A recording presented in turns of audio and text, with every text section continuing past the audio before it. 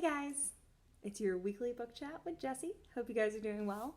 So, I've been thinking a lot about existence, life, all the things that we think about when we are unsure of what the future looks like. And one of the themes that has come up a lot is change, right? So everything is changing, but we're really unsure how it's changing. And that can be really stressful. So one of the great myths of our time is Camelot. And I used to really hate Camelot because it's all about civilization wiping out magic, and I love magic. It's also about shifting power from women to men, which P.S. don't love that either. But if you go through the books and you start reading them and the legends, it's really interesting what comes out.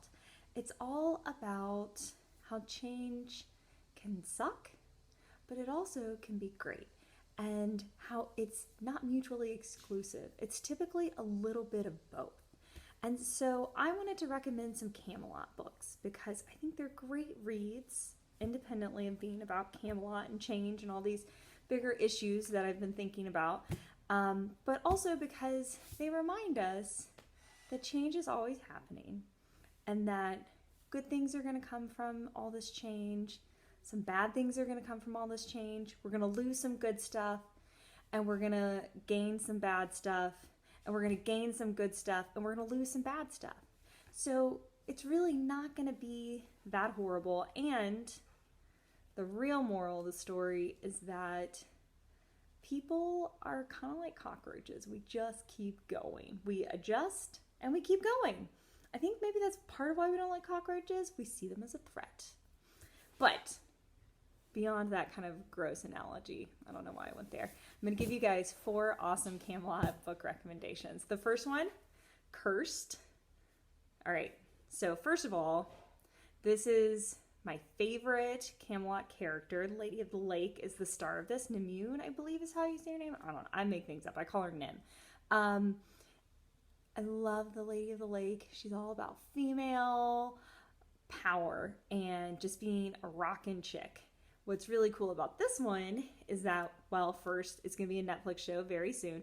Second, hold your breath because this is exciting. All you Batman fans out there, look, it's illustrated. Who doesn't love a book with pictures? I don't care like how old you are, how many novels you've read. A picture in your novel is gonna make it better almost every time. Like, some cool stuff is going on. So, you want to check out Cursed. Yes, most generic title ever, probably. So definitely make sure that it's the Frank Miller and Thomas Wheeler version. Library has physical and e-copies of this, so you can put it on hold and we'll put it in your trunk, or you can get it online. The second one, this is the second book. The first book is called Once and Future. This is so fun. Okay, so if you like fantasy, if you like outer space and sci-fi, if you like Hitchhiker's Guide to the Galaxy, if you like sarcasm or anything funny, you need to check out this series. So it's a James Patterson series, which I have mixed feelings about. I always feel like, am I going to like something by James Patterson because it's so commercial? And then you read it and you're like, it's so commercial for a reason. It's very accessible and pretty fun. So this series flips everything around, though. King Arthur is a female, and it starts in space with rainbow knights. What? Yeah, the Knights of the Round Table, they're rainbow knights. How awesome is that? So the first one's in space, total Hitchhiker Guide to the Galaxy feel, hilarious, fun, just good times all around. The second one, they go back in time to the original kind of traditional version of King Arthur.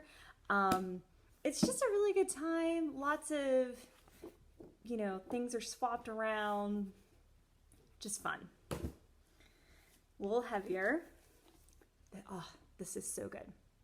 So first, I highly recommend Kirsten White, just in general. Really intriguing writer. She did some really cool stuff. The Guinevere Deception is really interesting. It's a slow burn, like real slow burn, so you should know that going in. A lot of people either really love it or really hate it. So if you're just not feeling it, ditch it. But I loved this book. Guinevere is a changeling child, and we've got some Lady of the Lake connections. We've got Merlin. But the whole thing is she is protecting Camelot from magic with her magic. And they're essentially killing off magic. And it's such an interesting discussion of change and do things ever really die?